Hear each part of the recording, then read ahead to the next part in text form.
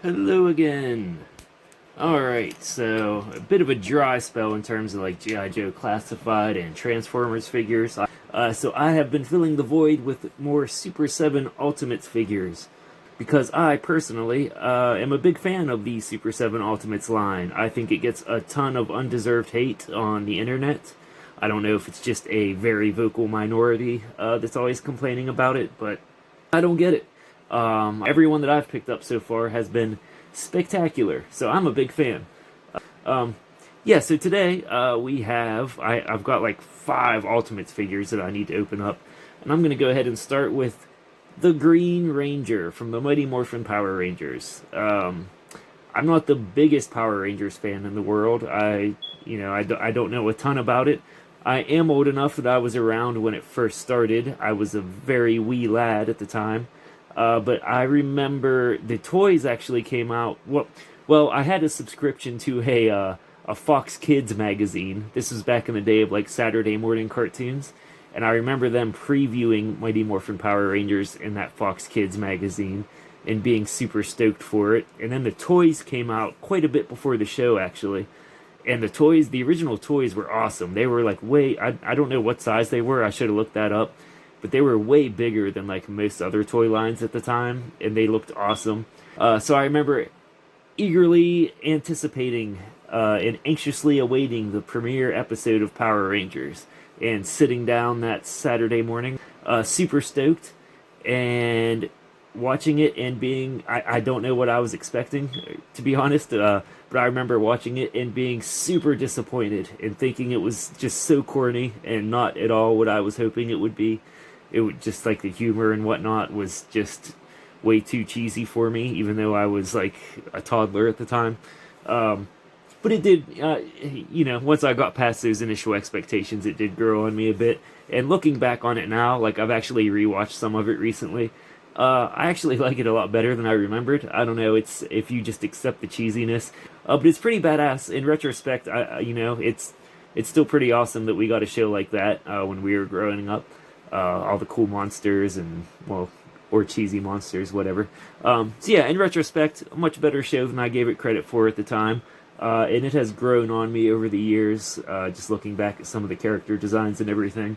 So I should probably shut up and stop rambling. Anyways, today we have the Green Ranger. Don't remember a ton about him. I know he wasn't one of the originals. I think he joined, I don't know if it was the first season where he joined and then basically became like the badass, the leader. Yeah, this is Tommy Oliver, I believe is his name, the Green Ranger. So yeah, got the cool logo here. It's embossed Mighty Morphin Power Rangers on the back, nothing on the sides. And then we've got the man himself, the Green Ranger here, looking pretty cool. Yeah, looks like we got all kinds of cool accessories here. At first glance, he's looking pretty sweet, in my opinion. And then what do we got on the back here? Let's go ahead and read the bio for our boy, the Green Ranger. Tommy Oliver, the one and only Green Ranger, first debuted as the evil 6th Ranger, controlled by Rita Repulsa, and was able to defeat the Power Rangers and the Dino Megazord single-handedly. It took the combined strength of all 5 Power Rangers to break Rita Repulsa's spell. With his free will returned, the Green Ranger could join the other Power Rangers in their fight against her. Tommy is an excellent addition to the team, wielding the power of the Dragon Dagger, which enables him to summon and control the mighty Dragon Zord to help the Rangers fight against evil. And we got our boy posing heroically here. Yeah, looking pretty awesome. So yeah, looking forward to opening this dude up. Hopefully he keeps my my lucky streak of, well, assuming it's a lucky streak. Maybe the people on the internet that complain about Super 7 Ultimates figures are just being disingenuous and blowing it out of proportion. Who knows? Alrighty, so here we have our buddy Tommy Oliver, the Green Ranger, looking a little pigeon-toed at the moment, but other than that, looking pretty awesome. Right off the bat, he looks pretty cool. This is, again, I'm not like a huge Power Rangers expert. I'm an expert on pretty much everything else, obviously. That's a joke, but not the Power Rangers. Don't know nearly as much about them as I do like Transformers and G.I. Joe and whatnot. But from what I do know from the series I am familiar with, This is one of the coolest Power Rangers, one of the coolest eras, and definitely one of the coolest individual Power Ranger looks, in my opinion. So yeah, he looks pretty sweet right off the bat. I guess we'll do the usual. First, we'll do a quick 360 here. La-di-da-di-da. Oh. We will attempt to do a quick 360. And we will look at... oh my god, why did my mind just go blank? Why does this always happen? We will look at Articulation. Gosh, real quick. Which... Again, by this point, Super 7 Ultimates, you pretty much know what you're getting. I mean, there's a little variation here and there, but pretty standard articulation amongst most of the Ultimates figures. Sorry, it's super late at night when I'm filming this, so my brain probably isn't working super well, so I might ramble a bit incoherently, even more so than usual. So anyways, arms, forward, backward, obviously. Raise horizontally, very stiff, which again, that's obviously preferable to them being loose, but right now this joint at least is super stiff, so that's as high as it's going for me right now. We also have this chest piece which is kind of blocking it, so maybe once we take that off it'll have a little more range of movement. Let's see here, I believe there's a swivel. Is there a swivel where the gold band is? No, there's not. I was wrong. No swivel on this one, but there is, as we will see soon, another set of arms, which does have a bicep swivel, I believe. Anyways, elbow, forward, 90 degrees. No rotation on the elbow. Wrists, all around. Lots of movement in the wrist, because like every Ultimates figure, there are a variety of hands we can swap in and out of there. Legs, forward, backward. Just about popped it out. They don't go backwards. Bluegrass was the same way, actually. Although I don't recall Snake Eyes and Destro being like that. But not a lot of backwards movement in the legs, which really isn't a big deal. I mean, how often are you going to have your figure with his leg, like, jutting straight back? Knee, forward, or gosh, I'm not even thinking about the words coming out of my mouth. Knee, 90 degrees, again, on the Ultimates figures, no double pin joints on the elbows and knees, it's just a single joint, which I prefer. There is a swivel on the lower leg here, where the boot meets the leg. All kinds of movement in the ankle, yeah, pretty good ankle rocker there. And this one does have the ab crunch, and it's a much more effective ab crunch than on some of the other figures, like the like the Bluegrass. This one has a lot more movement, I feel like, than the ab crunch on some of the other Ultimates figures I have. So that's nice, and it doesn't look too egregiously awful. Partially because it's at least partially covered up. That was a very redundant sentence. Partially because it's at least partially covered up by his chest protector here. But even beyond that, it doesn't look nearly as bad as like the Cobra Commander ab crunch, which again, I love that figure, but the ab crunch on it looks hideous for some reason. Head, forward, backward, up, down, left, right, all around. Again, multiple heads swap in and out, so of course there's going to be lots of movement there.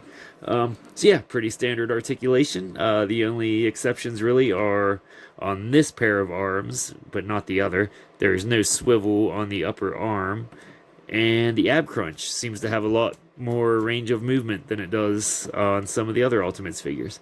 Yeah, looking pretty awesome. Actually, let's get a close-up here. Was I even on camera that whole time? Let's hope I was. Let's get a quick close-up here on his helmet, because it looks pretty fantastic in my opinion, if my camera will stay focused. Yeah, looking really great. Nice sculpt, and the paint and everything on it looks very clean. Paint job in general looks really nice. So yeah, figure itself looks great, and Ultimates, obviously, always coming through with a ton of awesome accessories. Always have a lot of accessories and a lot of cool references and deep cuts for a lot of their lines. But again, I am not super familiar with Power Rangers like I am with G.I. Joe and Transformers and Silverhawks and whatnot. So some of this stuff I probably don't even know what it is. But that doesn't mean it looks any less cool, so whatever. So first off, we do have another chest protector here. So this one's it's a little bit shiny, but just looks like kind of a glittery plastic. But we also have this more this shinier, more metallic looking chest guard as well. It comes in 2 pieces there, but I don't think this one is this one 2 pieces like that. No, to take this one off, I think I have to change the head, and I don't really want to do that right now, so we're just going to leave him as is for the time being. But again, this do have the option of this other chest guard, which is a bit smaller, actually, and again, a lot shinier and more metallic. Can I just put this on over top of this? Let's try that. Why not? Oops. And as you can see, he can do the split, as any good martial artist can. Alright, let's see, how's that working out here? Okay, so I just slapped it over, obviously, just over top of that one, which I'm 99% certain is not how that's supposed to work. But again, I don't feel like removing the head at the moment. I'm not going to display the Green Ranger with his regular Tommy Oliver face. I want him to have his cool, his badass dinosaur helmet. So, don't plan on ever swapping that head out, if I'm being honest. So, don't really feel like taking it off just to swap the chest protector for a moment. Because I also think I would rather leave on this sort of default chest protector. I think I prefer it. As mentioned, he also has another set of arms. These ones without the gold band on the upper arm. And these ones also have the bicep swivel, or the bicep joint here, which the ones that have the gold bands do not for some reason. If anything, you'd think it would be the other way around. You would think if only one had the swivel on the upper arm, it would be the one with the gold band, because it seems like that would be a pretty obvious place to put the swivel joint. So not really certain why this one does not have it. Yeah, in any case, if that's a big deal to you, we have this one. Well, there's 2 of them, obviously. Why am I having so much trouble getting... There we go. I had 0 trouble getting him to stand before I started filming. We also have 3 other sets of hands you can swap in and out. Not going to dig those all out, though, because then I have to pop them back in, and that's a pain in the ass, and I am very lazy. I apologize, by the way. I don't know why I keep calling this his chest guard. I should be calling it his dragon shield. That is the proper name. Yeah, anyways, back to the accessories here. So we have the Sword of Darkness. Very cool design, very iconic weapon, obviously. Looks really good here. And, of course, we have the soft goods tassel hanging off the handle here. So really glad that they actually went with the soft goods, the actual cloth tassel, rather than having like a chintzy plastic tassel that would look terrible. Obviously, very iconic weapon, so very well represented here. Speaking of iconic weapons, we have, of course, his most iconic weapon, the Dragon Dagger, which looks great, super detailed. Paint job on here is very clean. Again, I don't know how well. There we go. Yeah, it looks really nice, really clean, super detailed. And of course, this turns into a flute, as you can see from the little. Oh, I don't know what you actually call those on a flute. I don't know what the technical term is. We'll just call them nubs. You got the little flute nubs there. But yeah, this looks great. Again, super clean paint job, super detailed, looks really nice. We have this blaster, which I believe is just from the original toy line. I don't think this is something that was actually used in the show. I could be wrong about that. There's a first time for everything. Yeah, I believe this is just based on the original toys. So, yep, nothing too exciting there. Just a monochromatic white pistol, but looks just like the one that my Lightning Collection dude comes with, pretty much. Oh, I meant to grab him. I'll have to grab him in a second. We also have this other sword, which, looking at the list of accessories, I'm assuming is the Sword of Power. Not as intricately designed as the Sword of Darkness, obviously. Not quite as detailed or distinct looking, but quite a bit bigger and beefier and bulkier. So looks pretty cool. A lot more simple and plain than his other than his dagger and his other sword. But again, it's much bigger, so that counts for something. Am I right, ladies? Huh? You know. It's too late. I should not be making videos this late. So yep, there's that. Yeah, nothing too intricate, pretty simple, pretty basic, but also pretty big, pretty tough looking. And again, based off the list of accessories, I'm assuming this is the Mega Heater, which I am also not familiar with. Looks basically just like a laser blaster, laser rifle type deal. Looking pretty cool. Again, pretty slick. Although, to be fair, if you're gonna display the Green Ranger with weapons, I don't know why you would use his pistol in this over his Sword of Darkness or the Dragon Dagger.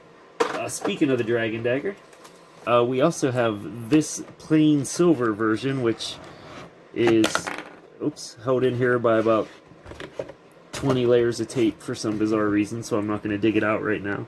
But it's just a plain silver version of the Dragon Dagger, which, like the white blaster pistol, is just a reference to the original toy line, I believe. I think the original Green Ranger figures Dragon Dagger was just plain silver like this.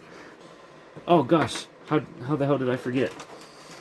Gosh, I don't know how I almost forgot this, but of course we also have his morpher, his mighty, gosh, my mind just went blank. His morphing thing, which looks really great if I can stop being so shaky and jittery and get my camera to focus here. Again, much like the sword and the helmet, the paint job on here is super clean and super sharp, which is even more impressive considering just how small this is. So very cool. My camera sucks, and again, I'm super shaky because I've had about 3 Monster Energy drinks today. So you probably can't see it that well, but take my word for it. It looks cool. And is that it? Yeah, I believe that's all the accessories. What else we got here? Alright, and we also have the aforementioned extra heads. So here we have Ponytail Tommy. And we have Mullet and Headband Tommy. Actually, let me try to get focus on these a little bit better. So yep, Mullet Tommy. Ponytail Tommy. Yeah, not bad. I mean, not the most detailed or most accurate representations in the world. I mean, you can tell who it's supposed to be, in my opinion, but yeah, nothing that's gonna blow anyone away. But I don't really care because, again, I don't foresee any scenario where I would display this figure with anything other than the helmet. I think it looks badass. That's one of the best parts of this character, in my opinion. So don't foresee any reason that I would ever display him as just plain old Tommy face when his helmet looks so cool. So again, these aren't bad. They're not. The other one looks a little more detailed, I think. This one looks fairly generic. I guess, again, with the ponytail and everything, you can tell who it's supposed to be, but it's not super detailed. Could use some more shading on the face, I suppose, but I'm not too bothered by it because I'm never going to use it in the first place. And again, I don't know the lore behind these, if there is any. This version of Tommy looks a little more hardcore. It looks like he's got some bags under his eyes or something, so I don't know if this is like, this must be like strung out Tommy or opiate binge Tommy, I don't know, evil Tommy, something along those lines. So yeah, all in all, I'm really happy with this figure, to the point that I'm now debating whether I should order some more Power Rangers Ultimates figures. I think it looks pretty great. I think this is a really cool character design, especially, you know, if you're a Power Rangers fan. I'm sure Tommy is probably one of your favorite Power Rangers characters. He does look super awesome, pretty iconic, and I think this figure definitely does him justice. I have a couple of the Lightning Collection figures just because I thought they looked cool and I picked them up on a whim. And I do like those figures a lot, but man, this dude really blows those out of the water. Still good figures for as much as they cost and everything, but yeah, this dude's on a different level, I would say. As he should be, because he costs twice as much as those figures. But yeah, I have no complaints. I'm very happy with him. I think he looks great. So yeah, I give it 2 thumbs away up. Still batting 1,000 on the Super 7 Ultimates line, and I'll have some more to open up here. Actually, I might just do a couple more tonight until I pass out, because it's already about 3 in the morning, and I should have been in bed about 6 hours ago, because I do have to work in the morning. But listen, responsibility is for the birds. I'm a rebel. I'm a loner, Dottie, a rebel. Yeah, but we have now reached the point where I'm rambling incoherently for no reason, so I will just shut up. Until next time, thank you for watching, and goodbye.